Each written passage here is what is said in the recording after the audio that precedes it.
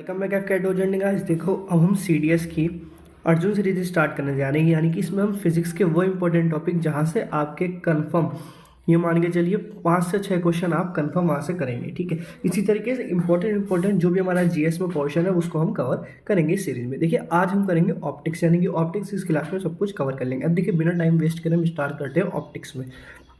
देखो, सबसे पहले ऑप्टिक्स में हमें एक चीज़ पता होनी चाहिए कि कुछ थ्योरीज हैं, वो थ्योरी किसने दी।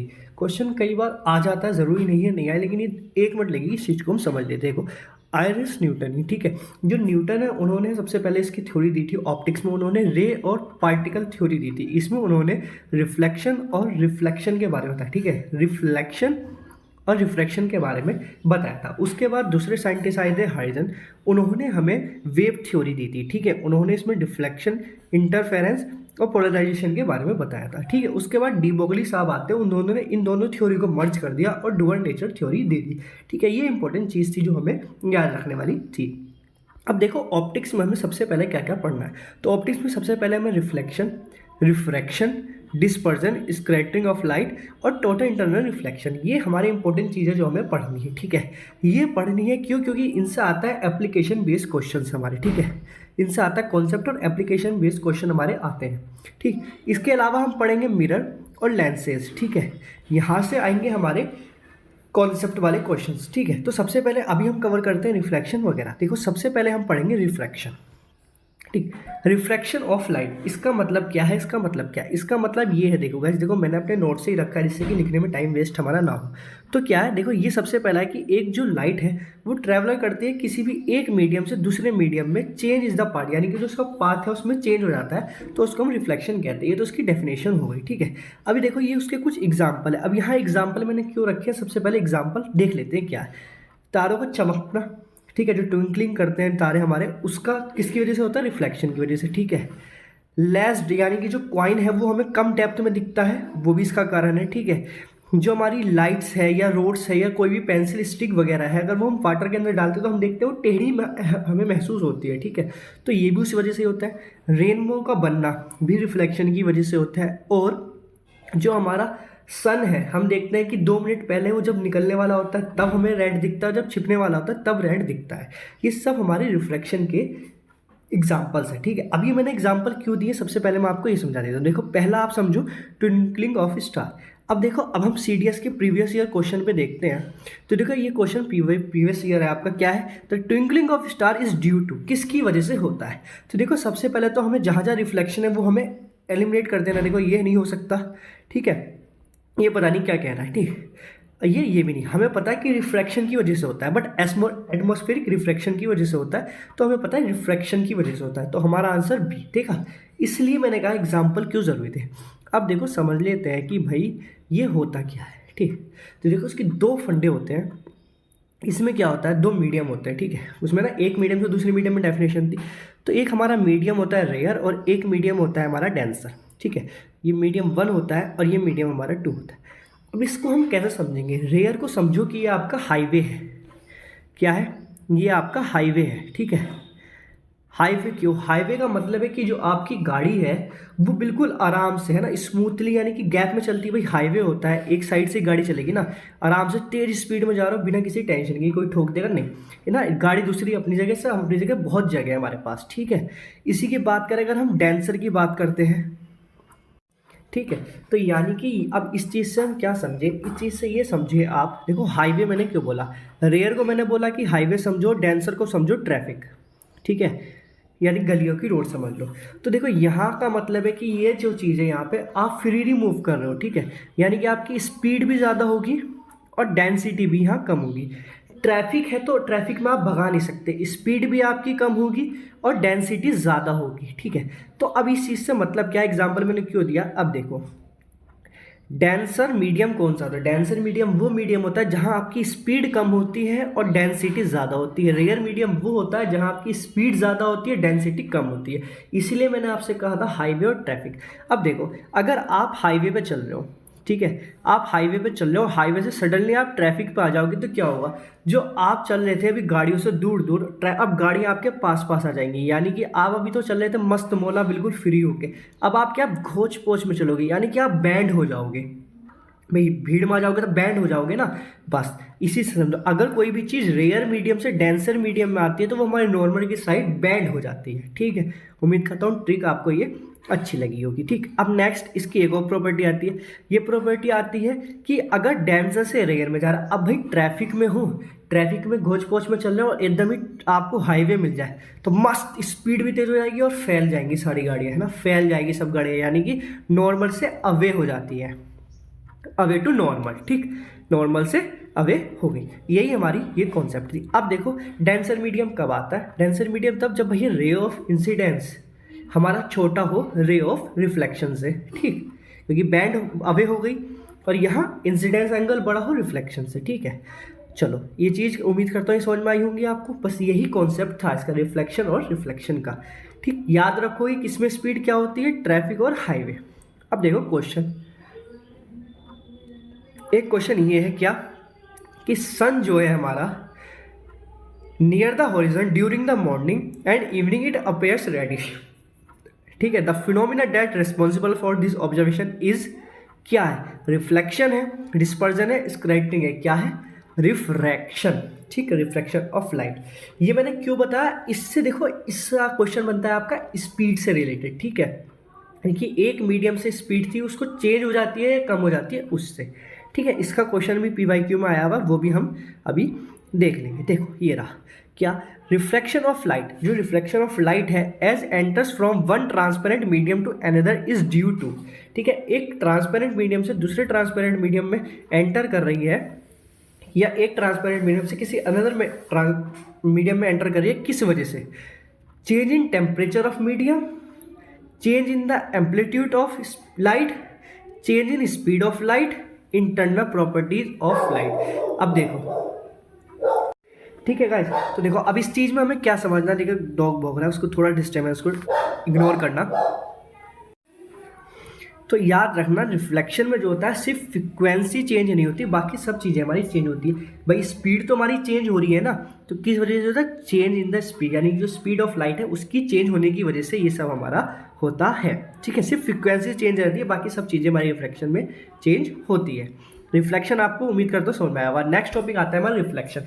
रिफ्लेक्शन ऑफ लाइट क्या होता है, देखो रिफ्लेक्शन ऑफ लाइट कुछ नहीं होता, एक हमारा प्लेन बेस होता है, नॉर्मल होता है हमारे 90 डिग्री पे होता है, ठीक है, प्लेन से हमारा जो भी सरफेस है उससे एक इंसिडेंस एंगल आता है और वो रिफ्लेक्ट हो जाता है। यानी कि रिफ्लेक्शन आपका एक चीज़ ऐसी समझिए कि किसी भी चीज़ से टकरा के बाउंसिंग बैक ऑफ लाइट, यानी किसी भी चीज़ से लाइट टकराई और वापस आ गई, वो हमारा रिफ्लेक्शन होता है। बट इसमें कुछ प्रॉपर्टी होती है क्या, कि angle of incidence always equal to angle of reflection होता है। नॉर्मल इंसिडेंस और आपका रिफ्लेक्टिंग रे, ये सब हमारी नॉर्मल पर लाई करती है, बस इतनी ही इसकी प्रॉपर्टीज है, ठीक है। अब इससे देखो कुछ क्वेश्चन आता है, अब इससे क्वेश्चन बनता है हमारा एंगल से रिलेटेड, ठीक है। मैंने इतना तो बताया angle of incidence equal to angle of reflection होता है, बट CDS लैंग्वेज के साथ खेलता है। वो क्या खेलता है, अब ये समझो, देखो वो ये खेलता है, क्वेश्चन कह रहा है a ray of light is incidence on a plane mirror, ठीक है। प्लेन मिरर हमें मतलब नहीं है, हमें पता है कि एक सरफेस है, उसका एंगल 30 डिग्री है विद द नॉर्मल से, यानी कि ये मान लो हमारा ये है, ये मान नॉर्मल हो गया, ये इंसिडेंस हो गया, इससे एंगल हमारा 30 डिग्री है, ये हम रिफ्लेक्शन बना देते हैं। हम जानते हैं ये इक्वल टू एंगल, यानी कि ये भी हमारा 30 हो जाएगा। आगे पूछ रहा है द रे, ठीक है, द रे will be deflect divert from its incidence direction by watt angle, यानी कि अब देखो वाट एंगल आप देखोगे 30 आप लगा दोगे, नहीं, इसने पूछा है फ्रॉम इट्स इंसिडेंस, यानी कि इंसिडेंस जो ये है इससे कितना होगा, तो 30 + 30 यानी कि 60 डिग्री होगा। बस इतना ही ध्यान देना है कि वो फ्रॉम इट्स इंसिडेंस पूछ रहा है, फ्रॉम इट्स नॉर्मल पूछ रहा है, या क्या पूछ रहा है। एंगल हमारे इक्वली होते हैं, तो इसका आंसर होगा हमारा 60 डिग्री, ठीक है। सिर्फ इतना ही लैंग्वेज से खेलता है।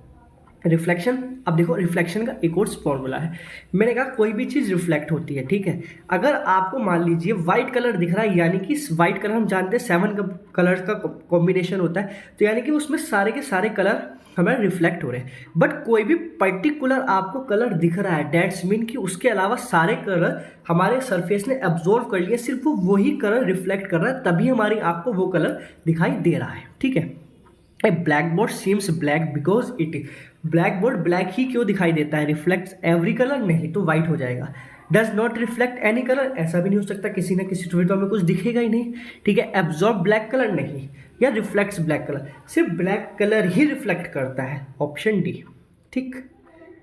रिफ्लेक्शन समझ में आ गया आपको, ये उसकी प्रॉपर्टीज जो मैंने आपको बताया था, incidence ray normal reflects lie on the same plane, और incidence angle to reflection angle, ठीक है। अब देखो नेक्स्ट आता है हमारा डिस्पर्जन। डिस्पर्जन ऑफ लाइट क्या होता है, ठीक है, इसको बहुत ध्यान से समझ लेना, क्योंकि इससे बनते हैं यहाँ से कंफ्यूजिंग पोर्शन से क्वेश्चन हमारे, ठीक। देखो डिस्पर्जन ऑफ लाइट क्या होता है, तो डिस्पर्जन ऑफ लाइट जो होता है हमारा, किसी भी लाइट का डिस्पर्ज होना, यानी कि टुकड़ों में विभाजित होना, या उसका डिस्पर्ज या उसका फैलना, ठीक है, 7 कलर्स में, वो हमारा डिस्पर्ज होना। यानी कि व्हाइट लाइट आती है प्रिज्म से, वो डिस्पर्स होती है 7 कलर में। 7 कलर की किस फॉर्म में होती है, हम जानते हैं विबग्योर की फॉर्म में, ठीक है। अब इसमें कुछ चीज़ें हमें याद रखने की ज़रूरत है। हम जानते हैं लैम्डा हम डिनोट करते हैं वेवलेंथ से, और वेवलेंथ हमारी फ्रीक्वेंसी के रेसिप्रोकल होती है। अब इसमें हमें क्या चीज़ याद रखनी है, देखो जो विबग्योर है, ठीक है, ये आपका विबग्योर है गाइस, ठीक है, ये कलर का कॉम्बिनेशन है, इसको याद रखना। कई बार क्वेश्चन डायरेक्ट कलर से ही पूछ लिया जाता है कि इसके बाद कौन सा कलर होना चाहिए, ठीक। अब देखो जो वेवलेंथ होती है हमारी, वेवलेंथ इंक्रीज करती है हमारी आर की साइड, ठीक है। बस सिर्फ इतना ही याद रखो कि जो वेवलेंथ है वो हमारी आर की साइड इंक्रीज करती है, बाकी सब चीज़ हमारी वायोलेट की जगह, यानी कि फ्रीक्वेंसी रेसिप्रोकल, फ्रीक्वेंसी हमारी वायोलेट की ज़्यादा होगी, ठीक है। बाकी सब चीज़ें वॉयलेट की, सिर्फ वेवलेंथ जो है वो आर की ज़्यादा होगी, ठीक। वेवलेंथ, अब वेवलेंथ को कैसे देखो, आर हमारा नीचे आ रहा है, अगर आर हमारा नीचे आ रहा है यानी कि वॉयलेट तो एकदम आते साथ ही पार हो गया, ठीक है। वॉयलेट को थोड़ा ज़्यादा डिस्टेंस ट्रेवल करना पड़ा, ज़्यादा डिस्टेंस, वेवलेंथ क्या होती है, डिस्टेंस होती है, तो बस डिस्टेंस जिसकी ज़्यादा दूरी थी तो उसी की, बाकी सब चीज़ें हमारी वहीं की वहीं रहने वाली है, ठीक। ये था डिस्पर्जन, सिर्फ इतनी सी चीज़ थी। अब देखो डिस्पर्जन से क्वेश्चन कैसे आता है, क्वेश्चन आएगा, ये फिनोमिना है डिस्पर्जन ऑफ लाइट का, the light waves of the shortest wavelength, जिसकी शॉर्टेस्ट वेवलेंथ है उसका बाकी क्या चीज़ होगी, यानी कि शॉर्टेस्ट वेवलेंथ है, यानी कि वॉलेट है, वॉलेट की सबसे ज़्यादा शॉर्टेस्ट वेवलेंथ है। अब उसने क्या पूछा, accelerate and reflect the most, slow down and reflected the most. देखो मैंने क्या कहा, सिर्फ वेवलेंथ कम है, बाकी सब चीज़ें ज़्यादा होंगी, सब चीज़ें ज़्यादा होंगी, यानी कि भैया वो एक्सीलेट बहुत जल्दी करेगा, एकदम निकल जाएगा ना, जब उसे डिस्टेंस कम कवर करनी है तो एकदम निकल जाएगा, ठीक है, और ज़्यादा ही रिफ्लेक्ट करेगा, ठीक। बस तो ऑप्शन क्या हो जाएगा, ए आपका राइट आंसर हो जाएगा। फ्रीक्वेंसी भी इसी की ज़्यादा, फ्रीक्वेंसी इसकी ज़्यादा है तो ठीक। अब चलो आगे आ जाओ, आधा स्कैटरिंग ऑफ लाइट, ठीक है, ये सिर्फ आप इसकी प्रॉपर्टीज याद रखो, इसी से क्वेश्चन आता है। क्या, blue colour of sky, sky का ब्लू कलर दिखना, क्योंकि लाइट ब्लू कलर ज़्यादा स्कैटर होता है इस वजह से, ठीक है। वाइट कलर ऑफ क्लाउड्स, इसी वजह से। Blue colour of deep sea, redness of sun at sunrise, ये भी स्कैटरिंग ऑफ लाइट, अगर ऑप्शन स्कैटरिंग ऑफ लाइट है तो वो भी टिक लगा सकते हैं, अदरवाइज रिफ्लेक्शन का ही फॉर्मूला होता है। Red colour of dangerous signal, क्यों रेड कलर क्यों कर रहे हैं भाई, रेड कलर ही क्यों किया जाता है, रेड कलर दूर से ही दिखाई दे जाता है, उसकी वेवलेंथ ज़्यादा होती है, ठीक है। अब देखो ये इंपॉर्टेंट है, total internal reflection. Total internal reflection important क्या है, इसके लिए क्या क्या, इसके लिए 2 कंडीशन ज़रूरी है। क्या, सबसे पहले डेंसर टू रेयर मीडियम की ज़रूरत होती है, मैं रेयर टू डेंसर में ये नहीं वर्क करता है, डेंसर टू रेयर में ही वर्क करता है, ठीक है। और जो एंगल ऑफ इंसिडेंस है वो हमारा equal to greater of critical angle होना चाहिए। What is critical angle, critical angle हमारा कुछ नहीं है, क्रिटिकल एंगल एक ऐसा एंगल है जहाँ से मैक्सिमम हमारी इंसिडेंस रे आई और वो रिफ्लेक्ट कहाँ तक, मैक्सिमम बस जो उसका प्लेन है उसी में रिफ्लेक्ट हो, उससे पार ना जाए, तो ये हमारा मैक्सिमम क्रिटिकल एंगल होता है, ठीक है। अब इसकी देखो टोटल इंटरनल रिफ्लेक्शन का मतलब क्या है, टोटल का मतलब जितना है सारा का सारा, इंटरनल का मतलब अंदर ही अंदर, तो बस समझो ये रिफ्लेक्शन है गाइस, ठीक है। रिफ्लेक्शन, टोटल इंटरनल रिफ्लेक्शन, इसका मतलब जितने भाई रिफ्लेक्शन होना है वो बस अंदर ही अंदर हो जाए, वो हमारा टोटल इंटरनल रिफ्लेक्शन है, ठीक है। स्पार्कलिंग ऑफ डायमंड, डायमंड का चमकना क्यों, इंटरनल रिफ्लेक्शन होता है, ठीक है। Sparkling of group of glasses as like diamond, ठीक है। मिराज फॉर्मेशन, आपने देखा होगा सड़क पर आप कई बार चलते हो तो ऐसा लगता है पानी है धूप में, वो मिराज, ठीक है। रेनबो का बनना भी टोटल इंटरनल रिफ्लेक्शन की वजह से कह सकते हैं, या फिर कह सकते हैं रिफ्लेक्शन की वजह से, ठीक है, दोनों से बनता है। ऑप्टिकल फाइबर्स, ठीक है, ऑप्टिकल फाइबर से आप क्या रखेंगे, नरेंद्र को, ठीक है, ये नरेंद्र जी हैं जिन्होंने सबसे पहले इसको बनाया था। टोटल इंटरनल रिफ्लेक्शन का यूज़ कहाँ होता है? ऑप्टिकल फाइबर्स में यूज़ होता है, एंडोस्कोपी में भी यूज़ होता है इसका, ठीक है। अब देखो इससे रिलेटेड क्वेश्चन क्या है, इससे रिलेटेड क्वेश्चन बनता है that if total internal reflection the light travellers from tight, हमने क्या पढ़ा अभी, डेंसर टू रेयर, ठीक, डेंसर टू रेयर। बाकी चीज़ हम पढ़ चुके हैं कि ट्रैफिक और हाईवे, ठीक है, वो आपको अपने माइंड में रखना है। तो देखो रेयर टू डेंसर है तो ऑटोमेटिक सारे के सारे एलिमिनेट कर दो, यानी कि दो ऑप्शन एलिमिनेट हो चुके हैं, मेरे दो बचे हैं, denser to rare medium, okay. It is occurs with no loss of intensity, intensity का लॉस होता है या नहीं होता है ना, it occurs with loss of intensity, या इंटेंसिटी का लॉस होता है या नहीं होता है, ठीक है। ये हमारा क्वेश्चन आ जाता है कि भाई इंटेंसिटी का लॉस हमारा होगा या नहीं होगा, ठीक। तो इसमें हमें पता है स्पीड चेंज होती है, ठीक, स्पीड चेंज हो गई, और क्या, डेंसिटी, डेंसिटी में भी अंतर आता है, ठीक। इंटेंसिटी चेंज होगी या नहीं होगी, अब ये चीज़ हमारा ज़रूरी है। तो देखो इसको भी समझते हैं भाई, इंटेंसिटी हमारी चेंज होने वाली है या नहीं होने वाली है। तो जो इसमें है गाइस, इंटेंसिटी का लॉस हमारा होगा। इंटेंसिटी का लॉस मतलब कि इंटेंसिटी, भाई किसी भी चीज़ की जब स्पीड चेंज होगी, उसकी डेंसिटी चेंज होगी, तो उसके सारे फैक्टर्स में कहीं ना कहीं चेंज आ रहा है, तो इनसे इंटेंसिटी का कोई लॉस नहीं होता, इसमें इंटेंसिटी लॉस नहीं होती। इंटेंसिटी जो है जिस इंटेंसिटी से वो आई है उसी से वो रहने वाली है, ठीक है। अब देखो इससे और भी क्वेश्चन होंगे। हाँ देखो मैंने कहा डायरेक्ट प्रॉपर्टी से भी आता है, the phenomena of mirage occurring is due to which of the following, total internal reflection, ठीक। शायद और भी क्वेश्चन होंगे। हाँ देखो ये क्वेश्चन आता है, the ray of light travelling from rare medium to denser medium, ठीक है, रेयर मीडियम से डेंसर मीडियम में जा रही है, तो क्या फर्क पड़ेगा? रेयर मतलब कि हाईवे, डेंसिटी मतलब ट्रैफिक, हाईवे से ट्रैफिक पे जाओगे तो क्या अंतर होगा? स्पीड स्लो हो जाएगी, ठीक है, और डेंसिटी ज़्यादा हो जाएगी। Slow down and bands away from the normal, बताओ स्लो डाउन हो जाएगी? हाँ भाई, हाईवे से ट्रैफिक में घुसोगे तो स्पीड स्लो हो जाओगे, आपस में घोच पोच हो जाओगे। बैंड अवे, अवे हो जाएगी नहीं, स्लो डाउन हो जाएगी, हाँ। Speed up cancel, slow down हो जाएगी और bend towards the normal, ठीक है। ऑप्शन बी आपका राइट आंसर हो गया है, ठीक। अब देखो आता है रेनबो फॉर्मेशन, रेनबो फॉर्मेशन भी बहुत ज़रूरी है, रेनबो से रिलेटेड भी क्वेश्चन आपके आते हैं। तो याद रखना रेनबो हमारा दो होते हैं, एक प्राइमरी रेनबो होता है, एक हमारा सेकेंडरी रेनबो होता है। अब इसमें क्या अंतर है वो चीज़ हम समझेंगे। देखो सबसे पहले समझो कि रेनबो बनने के लिए हमें क्या क्या चीज़ की ज़रूरत होती है। रेनबो बनने के लिए एक तो हमें सनलाइट की ज़रूरत होती है और ड्रॉप स्लेट्स की ज़रूरत होती है। अगर ये दोनों ही, जैसे कोई भी एक फैक्टर मिसिंग है तो रेनबो नहीं बन सकता है।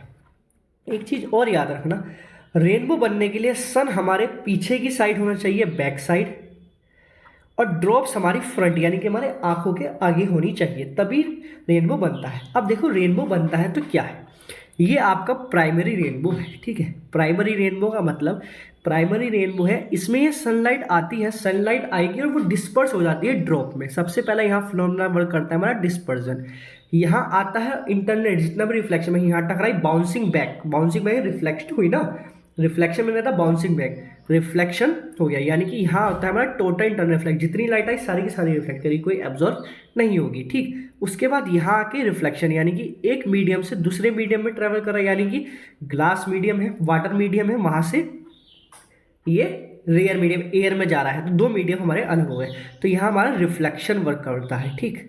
ये हमारे यानी कि प्राइमरी में हमारे क्या क्या वर्क करता है, देखो यहाँ समझो।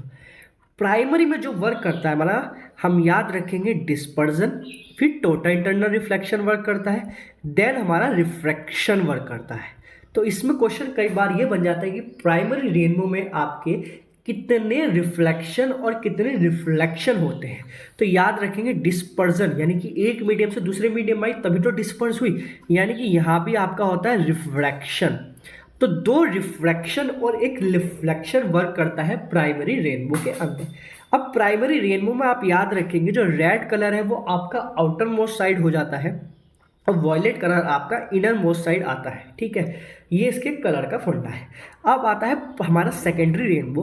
तो सेकेंडरी रेनबो की बात करें तो सेकेंडरी रेनबो में वॉयलेट कलर आपका आउटर मोस्ट साइड हो जाता है, रेड कलर आपका इनर मोस्ट साइड हो जाता है, कलर चेंज हो जाता है।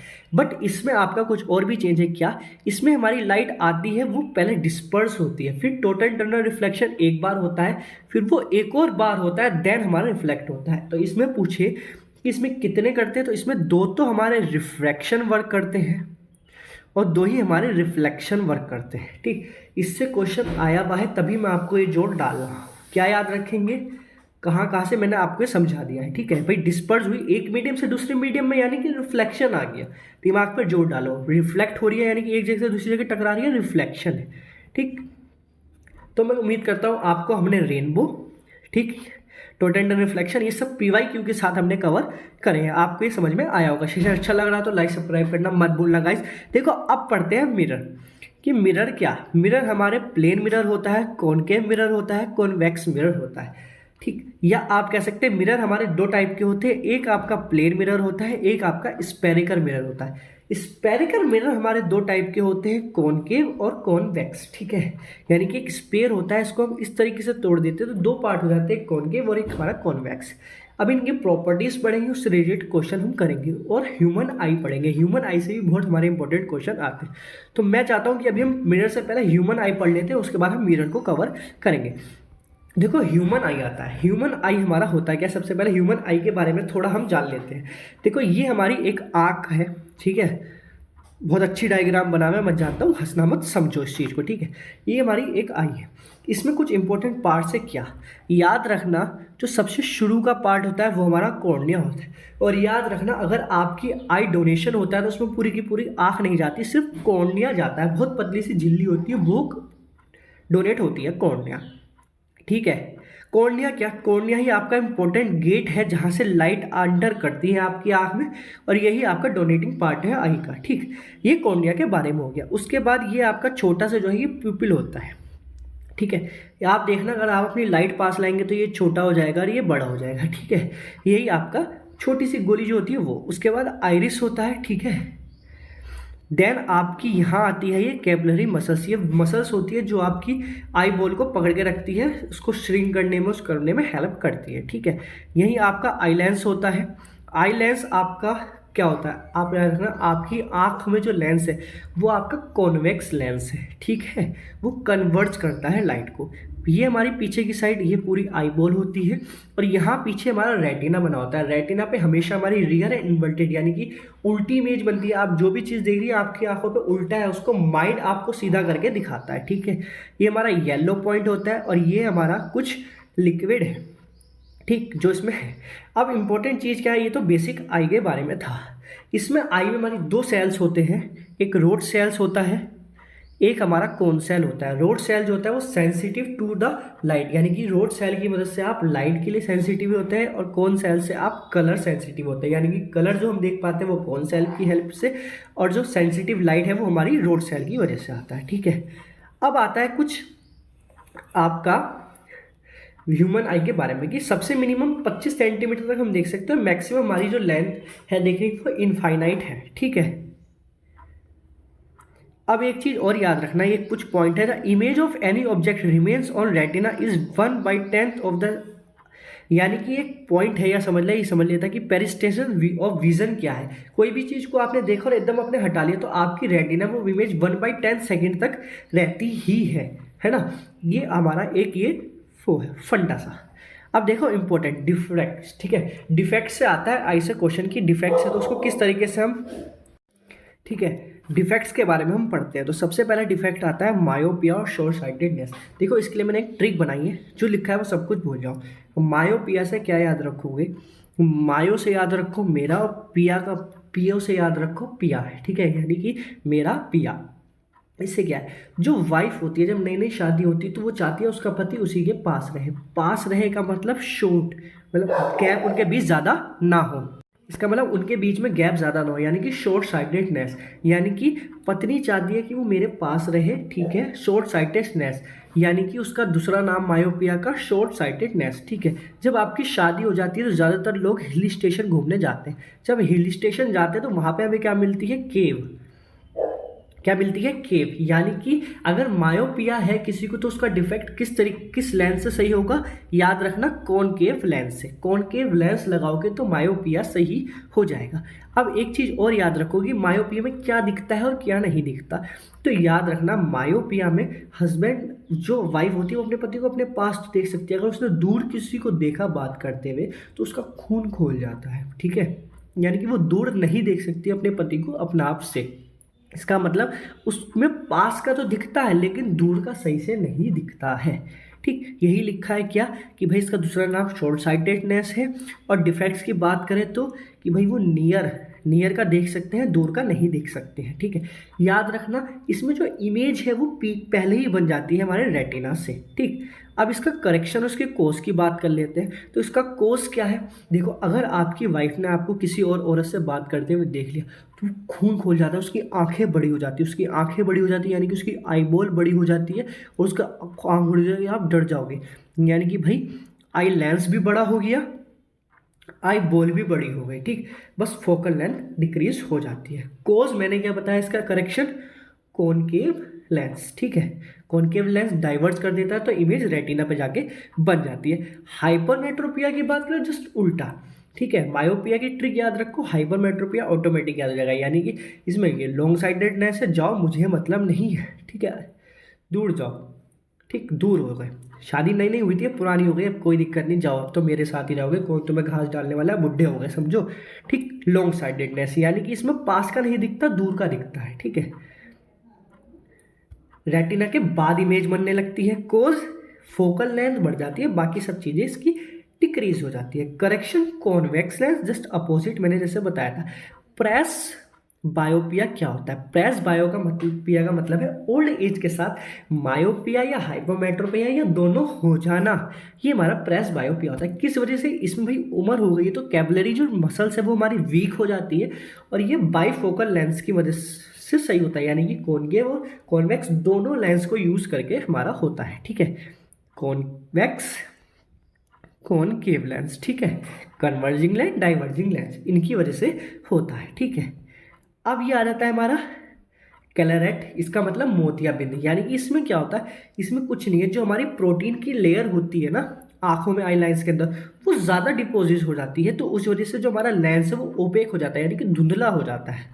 तो ये इसका डिफेक्ट है, ठीक है। इसका करेक्शन ऑपरेशन। नेक्स्ट आता है हमारा ये, ठीक है, एस्टिग्मेटिया। इसमें क्या होता है? ये डिफेक्ट है, इसमें हम वर्टिकल लाइन और हॉरिजॉन्टल लाइन पता नहीं कर पाते, इसको हम सिलेंड्रिकल लेंस की वजह से सॉल्व करते हैं। और इसमें क्या होता है, जो शेप होती है कॉर्निया की वो इरेगुलर हो जाती है हमारी, तो इसका कोज है। अब आता है कलर ब्लाइंडनेस। कलर ब्लाइंडनेस क्या है? कलर ब्लाइंडनेस आपको बाय बर्थ है तो वो आपके जीन्स में, यानी कि वो next generation to generation move आपकी करेगी, बट कुछ हमारा एज के साथ भी कलर ब्लाइंडनेस हमारी हो जाती है, ठीक है। इसमें क्या होता है? इसमें पर्सन को कलर डिफाइन करने में प्रॉब्लम होती है, लेकिन सब कलर नहीं, सिर्फ प्राइमरी कलर, यानी कि रेड नहीं तो समझ में आता उसको ग्रीन और ब्लू। अब इसमें क्या, रेड जो कलर है वो उसको ग्रीन महसूस होता है, जो ग्रीन है वो आप उसको रेड महसूस होता है, और जो ब्लू है वो उसको पिंक सा महसूस होता है, ठीक है। उसके अलावा अभी कुछ नोट है। ये नोट क्या है कि जो लेंस है हमारा, जो लेंस है, जो नॉर्मल लेंस होते हैं वो किसके बने हुए होते हैं? वो फ्लिंट ग्लास के बने हुए होते हैं, ठीक है। जो एयर बबल है वो हमारा कॉनकेव लेंस की तरह बिहेव करता है, और जो पावर ऑफ सन गॉगल्स होती है वो जीरो डायोप्टर होती है, तो फोकल लेंथ इनफाइनाइट होती है, ठीक है। उम्मीद करता हूँ आपको आई के बारे में भी सब कुछ समझ में आया होगा, ठीक है। अब बात आती है हमारे मिरर की, तो अब हमें सिर्फ मिरर पढ़ना है, उसके बाद हमारा ऑप्टिक्स पूरा कंप्लीट हो जाएगा। तो मैं इस क्लास को अब यही रोकता हूँ, इसमें जैसा आप लोगों का रेस्पॉन्स रहेगा उसके बाद नेक्स्ट पार्ट में हम इसके मिरर को भी कंप्लीट कर लेंगे। और यहाँ से मैं आपको गारंटेड कह रहा हूँ गाइज, 3 से 5 क्वेश्चन आपके एग्जाम में मिलेंगे ही मिलेंगे इस वीडियो से, ठीक है। चलिए फिर मिलेंगे नेक्स्ट वीडियो में, तब तक के लिए बाय बाय, जय हिंद। हाँ, किसी को नहीं पता पीडीएफ कहाँ मिलेगी, तो पीडीएफ आपको आपके टेलीग्राम चैनल में मिल जाएंगे, लिंक डिस्क्रिप्शन में है, जाके वहाँ से पीडीएफ डाउनलोड कर सकते हो, पूरी पीडीएफ वहाँ पे अपलोड हो जाएगी। फिर मिलेंगे नेक्स्ट क्लास में, तब तक के लिए बाय बाय, जय हिंद, पढ़ते रहें।